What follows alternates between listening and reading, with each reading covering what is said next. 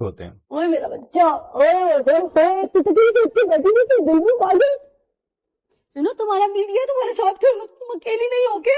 تمہارا گھر خراب ہونا تو تمہارے گھر جو خراب کرے گا نا، ایک ایک اس کو ایک ایک بندے کو ساتھ دینا پڑے گا.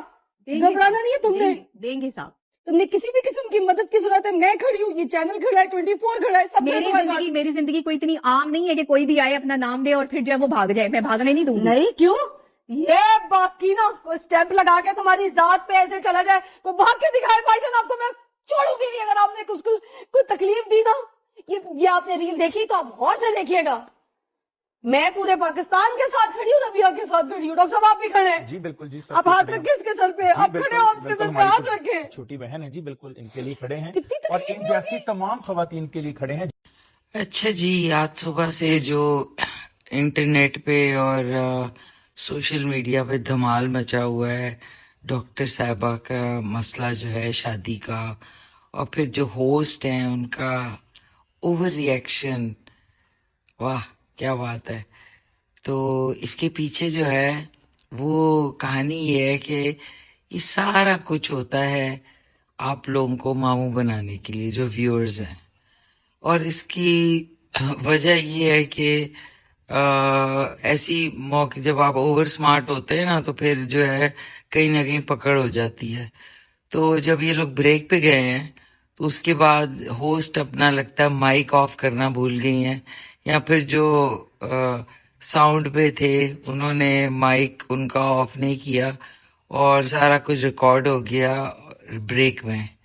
اور وہ یوٹیوب کے جو چینل پہ انہوں نے شو لگایا اس کے اندر سارا کچھ آ گیا. تو میں نے کہا آپ لوگوں کے ساتھ بھی شیئر کر دوں. میرا نام بھی لیا گیا ہے.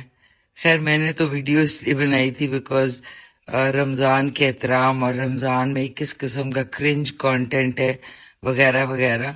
لیکن آپ سن لیں کہ آپ لوگ صبح سے جو سارے وہ کر رہے ہیں نا، تو اصل حقیقت یہ ہے کہ سارا کچھ فیک تھا، سارا کچھ ڈراماٹائز تھا. بٹ جتنے کوئی اوور پرفارمنس جو ہے وہ ہوسٹ کی تھی، وہ میرے خیال ڈاکٹر صاحبہ کو اتنی وہ نہیں تھی جتنی وہ ہو گئی. تو ٹیم بھی ہنس رہی ہے، ڈاکٹر صاحب جو ہیں جن کو اٹھایا گیا وہ بھی ہنس رہے ہیں، اور ہوسٹ اینڈ سارے لوگ جو ہے نا تمسخر اڑا رہے ہیں، اور آپ لوگ بن گئے ماموں. سن لیں ذرا. ہنٹ مجھے بولنے نہیں دے رہے، آگے آئے جا رہے کہ میری بجری ہے.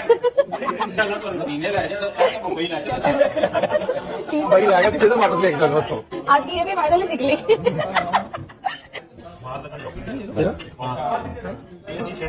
بس تھوڑی سی سنیں بہت جلدی رکھ دیا ماں کا ڈاکٹر صاحب، ہمارا بہت جلدی رکھ دیا ماں کا. یار ماں کا ٹاپک بہت جلدی آ گیا. ربے کا کرنے ربے کا 3 دفعہ کیا پہلے. نہیں، ماں کا بڑا رونتا والا ہوتا ہے بھائی. کل ساس کا کل ساس کا ہو گیا. گیا تو رونا شروع ہوئی، وہ دماغ کی باتیں جو رونا شروع کی. اچھا ہے نا جگہ پہ چلنے دو. نشی خان کہتے ڈاکٹر یہاں جو پہلی ہے ایک بندے نے بنائی. مجھے تو پتہ ہی وہ جو پہلی پچھلے دفعہ رمضان میں اس کے ساتھ بنی تھی وہ بھی ساری میرے پہ آ گئی تھی، تو اس کی بھی پڑ گئی تھی. ہاں اچھا آئیڈیا. اچھا سنیں مزے کی بات، سب سے بڑے مزے کی بات، ندیم صاحب وہ پتہ کیا ہے؟ ندیم صاحب سب سے بڑی بات، نبیہا سے کل ان کی پہلی ملاقات تھی. کل ان کی پہلی ملاقات تھی کہ نہیں جانتے. سن لیا آپ نے کیسے مذاق اڑا ہوتا ہے، اور یہ سب فیک ہوتا ہے. اب ایکچولی شیر آیا والی کہانی ہے نا، کہ شیر ایکچولی آئے گا تو کوئی نہیں مانے گا.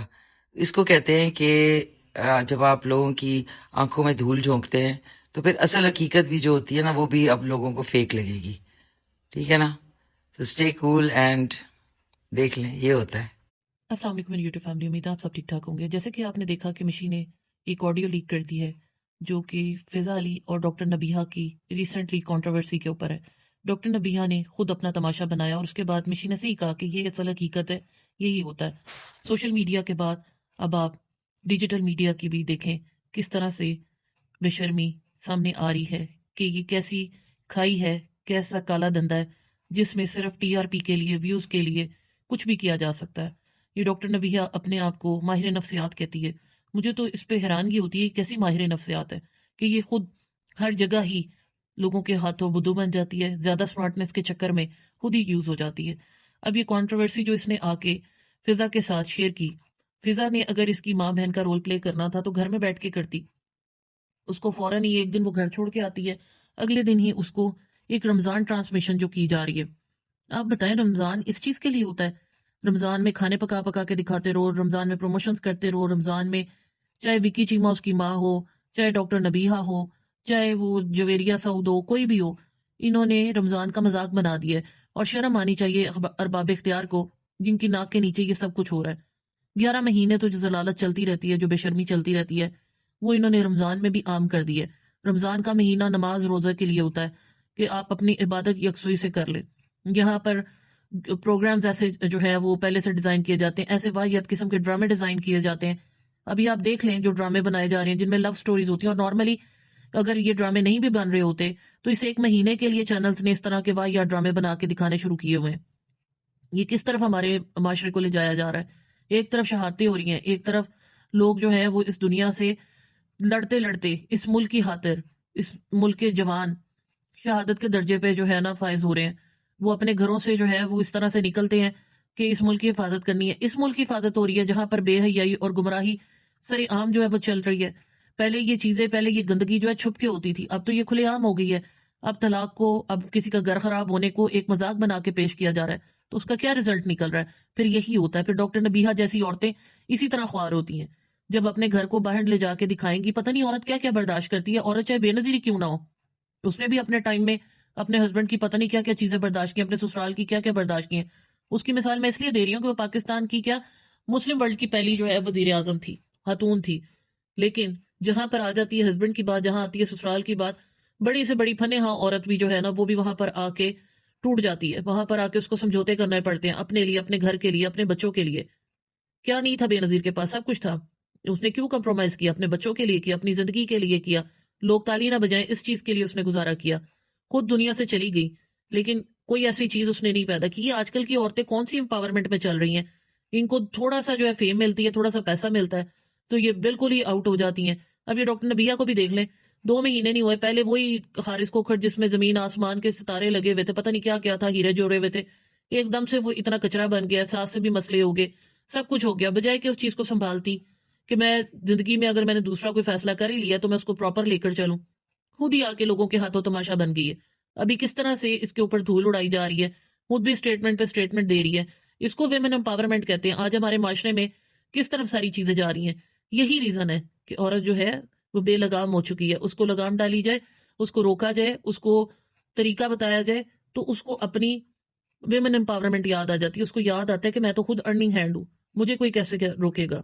تو اسی لیے گھروں کا ستیہ ناش ہو رہا ہے۔ تو اللہ پاک ایسے فتنوں سے، ایسی عورتوں سے، ایسی ان کی سوچ سے سب کو محفوظ رکھے، سب بیٹیوں کے گھر محفوظ رکھے، کیونکہ گھر بنانا بہت مشکل ہوتا ہے، گھر اجاڑنا بہت آسان ہوتا ہے۔